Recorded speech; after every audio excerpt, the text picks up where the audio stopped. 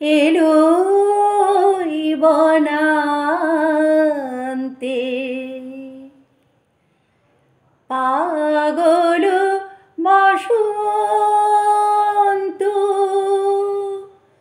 বনে বনে মনে মনে রং সে ছড়ায় রে। চঞ্চল তরুণ দুরন্ত এলো বনান্তে পাগল বসন্ত।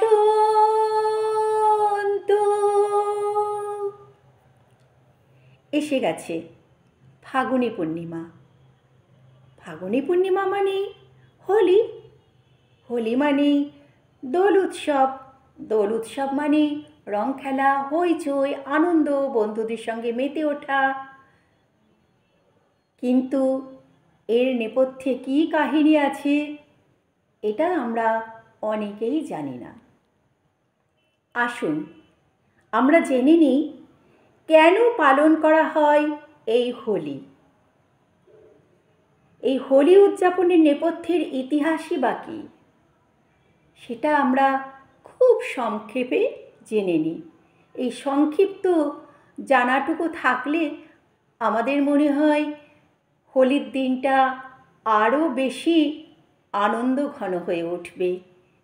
কেন খেলছি তার কাহিনীটুকু যদি কিছুটাও জানি।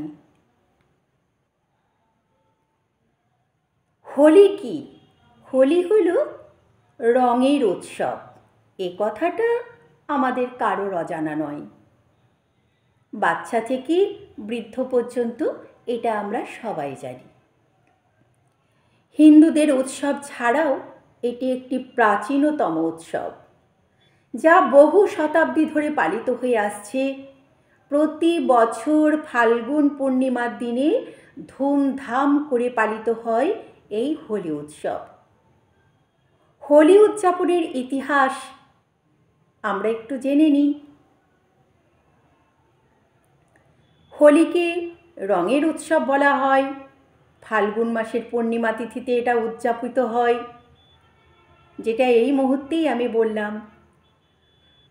তো হোলি মন্দের উপর ভালোর জয় হিসাবে পালিত হয়। কিন্তু আপনি কি জানেন হোলির ইতিহাস কী এবং কেন একে বসন্ত উৎসব বলা হয়?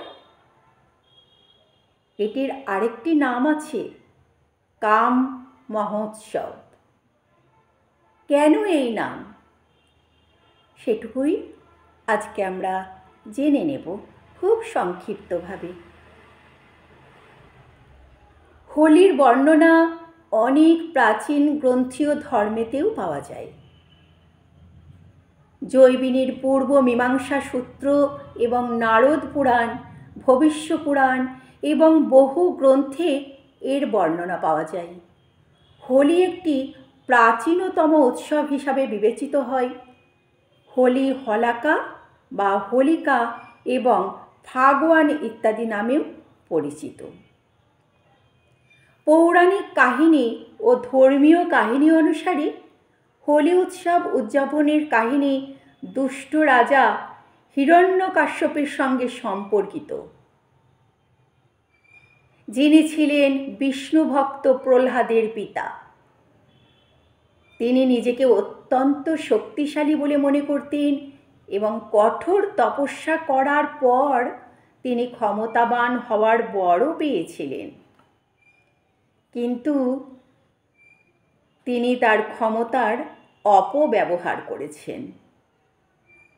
তার পুত্র প্রহ্লাদের স্বভাব পিতার চেয়ে সম্পূর্ণ ভিন্ন ছিল। তিনি দিন রাত ভগবান বিষ্ণুর ভক্তিতে মগ্ন থাকতেন। কিন্তু প্রহ্লাদের পিতা হিরণ্যকশ্যপ ছিলেন বিষ্ণু ভক্তের বিরোধী, যা ওনার রাজ্যে কেউ বিষ্ণুর পূজা করতে পারত না। প্রহ্লাদের স্বভাব দেখে বাবা হিরণ্যকাশ্যপ খুব রাগ করতেন। এটাই হওয়া স্বাভাবিক। তিনি প্রহ্লাদকে বহুবার ভগবান বিষ্ণুর উপাসনা করতে নিষেধ করেছিলেন এবং তাকে নিজের পুজো করতে বলেছিলেন। কিন্তু প্রহ্লাদ বাবার কথা শোনেননি। অবশেষে হিরণ্যকাশ্যপ প্রহ্লাদকে হত্যা করার সিদ্ধান্ত নেন। তিনি তার বোন হোলিকাকে প্রহ্লাদকে কোলে নিয়ে বসতে বলেন। কোথায় বসতে বলেন? আগুনের মধ্যে। অর্থাৎ হোলিকা প্রহ্লাদের বোন ছিলেন, উনি আবার অগ্নিদেবের বর প্রাপ্ত। অগ্নিদেব ওনাকে সন্তুষ্ট হয়ে বর দান করেছিলেন যে উনি আগুনে পুড়বেন না। কিন্তু ঈশ্বর সব কিছু দেন সৎ পথে চলার জন্য। তুমি ভালো কাজ করলেই তার মাহাত্ম্য প্রকাশ পাবে। যখনই তুমি সেটা অপব্যবহার করবে ক্ষমতার, তখনই ঈশ্বর সেই ক্ষমতা কেড়ে নেন। তো হোলিকাকে কোলে নিয়ে বসতে বলেন আগুনের মধ্যে। কিন্তু ভগবানের কি মহিমা! এমন ছিল যে হোলিকা আগুনে পুড়ে ছাই হয়ে গেল। কারণ হোলিকা ক্ষমতার অপব্যবহার করছিল, সেই জন্য। প্রহ্লাদ হোলিকার কোলে বসেও ভগবানের নাম জপ করতে থাকেন, তাই তার কিচ্ছু হয়নি। এরপর ভগবান বিষ্ণু হিরণ্যকাশ্যপকে বধ করেন। সেই কারণে হোলির উৎসবটি শতাব্দীর পর শতাব্দী ধরে মন্দের উপর ভালোর জয় হিসাবে উদযাপিত হয়ে আসছে এবং হোলিকা দহন হোলির একদিন আগে করা হয়। অর্থাৎ যেদিন আমরা বলি ন্যাড়া পোড়া, ওই ন্যাড়া পোড়াটা আমরা করি বিচালি দিয়ে বাঁধি, বিচুলি যেটা বলে গরুর খাদ্য, সেটা দিয়ে আমরা একটা মূর্তি বানাই, মহিলা মূর্তি, যেটি হলো হোলিকা। ওই হোলিকা প্রহ্লাদকে কোলে নিয়ে বসেছিলেন।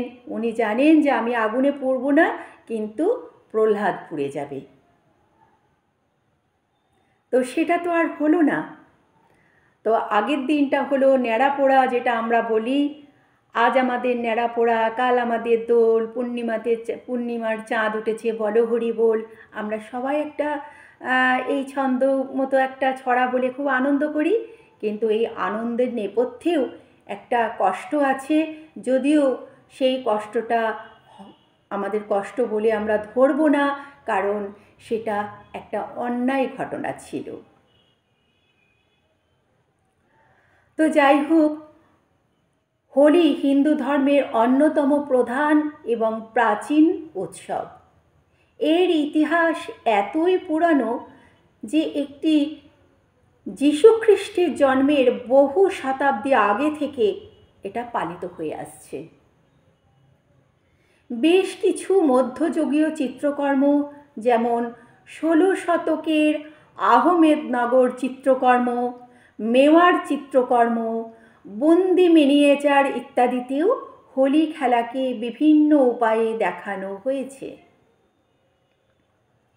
বিন্ধ্য অঞ্চলের রামগড়ে অবস্থিত একটি 300 বছরের পুরানো শিলালিপিতেও হোলির উল্লেখ করা হয়েছে, যা প্রমাণ করে যে খ্রিস্টের 300 বছর আগেও হোলির উদযাপন করা হয়েছিল। ত্রেতা যুগের শুরুতে ভগবান বিষ্ণু ধূলির পুজো করেছিলেন এবং তাই ধূলেন্দি উদযাপনের একটি প্রথা রয়েছে। অন্যদিকে হোলিকা দহনের দ্বিতীয় দিনে রঙ্গোৎসব পালনের প্রথা শ্রীকৃষ্ণের সময় থেকেই শুরু হয়েছে বলে মনে করা হয়। ফাল্গুন মাসে পড়ার কারণে এর নাম হয় ফাগুন পূর্ণিমা, ফাগুনী পূর্ণিমা, ফাগ ওয়াহ, অনেক নামেই আমরা বলে থাকি। তো হোলি উৎসব বসন্তে পালিত হয়। এটা বিশ্বাস করা হয় যে বসন্তে পালিত হওয়ার কারণে এটিকে বসন্ত উৎসব এবং কাম মহা উৎসবও বলা হয়েছে।